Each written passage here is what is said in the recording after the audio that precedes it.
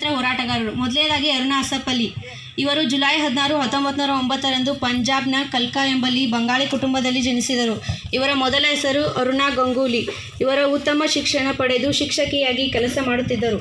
ಪ್ರಸಿದ್ಧ ವಕೀಲರು ಮತ್ತು ರಾಷ್ಟ್ರೀಯ ನಾಯಕರಾಗಿದ್ದ ಅಸಫ್ ಅಲಿ ಅವರನ್ನು ವಿವಾಹದ ನಂತರ ಇವರು ದೇಶದ ಸ್ವತಂತ್ರ ಚಳವಳಿಯಲ್ಲಿ ಸಂಪೂರ್ಣವಾಗಿ ತೊಡಗಿಸಿಕೊಂಡರು. ಸ್ವತಂತ್ರ ಹೋರಾಟ ಮತ್ತು ಧೀರ ನಡೆ.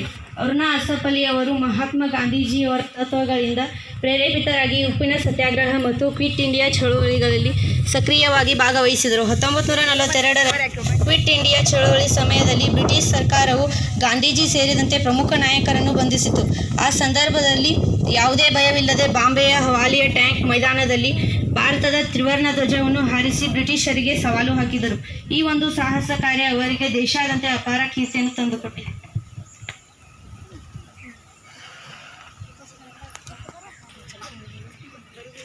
ಎಲ್ಲರಿಗೂ ಮುಂಜಾನೆಯ ಶುಭೋದಯಗಳು. ನಾನು ಅರುಣಾ ಅಸಫ್ ಅಲಿ.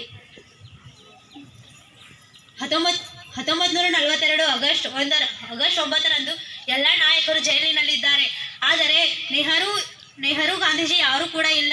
ಈ ಬ್ರಿಟಿಷರೇ ಭಾರತವನ್ನು ಬಿಟ್ಟು ತೊಲಗಿ, ಈ ಮಣ್ಣು ನಮ್ಮದು, ಈ ರಾಷ್ಟ್ರ ನಮ್ಮದು, ಈ ಧ್ವಜ ನಮ್ಮದು, ಈ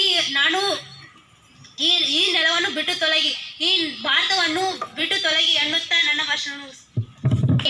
ಓಬವ್ವಳ ಸಾಹಸದ ಘಟನೆ 1766ರಲ್ಲಿ ನಡೆಯಿತು.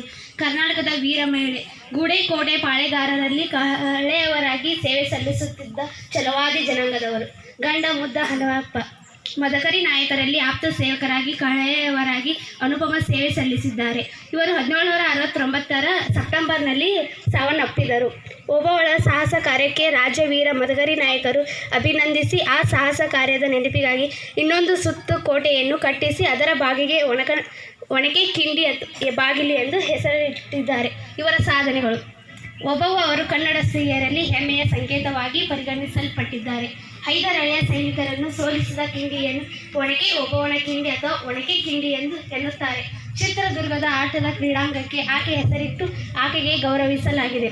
ಆಕೆ ಓಬವ್ವ 18ನೇ ಶತಮಾನದ ಚಿತ್ರದುರ್ಗದ ಕೋಟೆಯ ಪಾಳೆಗಾರರಾಗಿದ್ದ ಮದಕರಿ ನಾಯಕನ ಕೋಟೆಯ ಕಾವಲುಗಾರ ಸಮುದಾಯದ ಕಹಳೆ ಮುದ್ದಪ್ಪನ ಹೆಂಡತಿ. ಹೈದರಾಲಿ ಚಿತ್ರದುರ್ಗದ ಮೇಲೆ ಹೊಂಚಾಗಿ ಆಕ್ರಮಣ ಮಾಡಿದಾಗ ಆಕೆ ತನ್ನ ಒಣಕೆಯನ್ನು ಅಸ್ತ್ರವಾಗಿ ಇಟ್ಟುಕೊಂಡು ಶತ್ರುಗಳನ್ನು ಎದುರಿಸಿ ಎದುರಾಳಿ ಕುತ್ತಿಗೆ ಬಲಿಯಾದವಳು. ಒಣಕೆ ಓಬವ್ವಳ ಹೆಸರು ಚಿತ್ರದುರ್ಗದ ಇತಿಹಾಸದಲ್ಲಿ ಮೆರೆಯಲಾಗಿದೆ. ಆಕೆಯನ್ನು ಕರ್ನಾಟಕದ ವೀರ ವನಿತೆಯರಲ್ಲಿ ಒಬ್ಬಳೆಂದು ಪರಿಗಣಿಸಲಾಗಿದೆ. ಧನ್ಯವಾದಗಳು. ಎಲ್ಲರಿಗೂ ಮುಂಜಾನೆಯ ಶುಭೋದಯಗಳು. ಇಂದಿನ ಸಚೇತನ ಕಾರ್ಯಕ್ರಮ ಸ್ವತಂತ್ರ ಹೋರಾಟಗಾರರ ಪರಿಚಯ. ನಾನು ಒನಕೆ ಓಬವ್ವಳ ಪರಿಚಯ ಮಾಡುತ್ತಿದ್ದೇನೆ. ಆದಿಶಕ್ತಿ ಕರುನಾಡ ಶಕ್ತಿ ಎಂದು ತೋರಿಸಿಕೊಟ್ಟ ವೀರ ವನಿತೆ ಒನಕೆ ಓಬವ್ವ ನಾನು.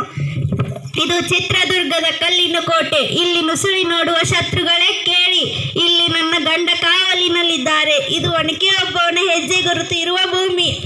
ಈ ಒನಕೆ ನಿಮ್ಮ ಅಹಂಕಾರ ಮುರಿಯುವ ಆಯುಧ.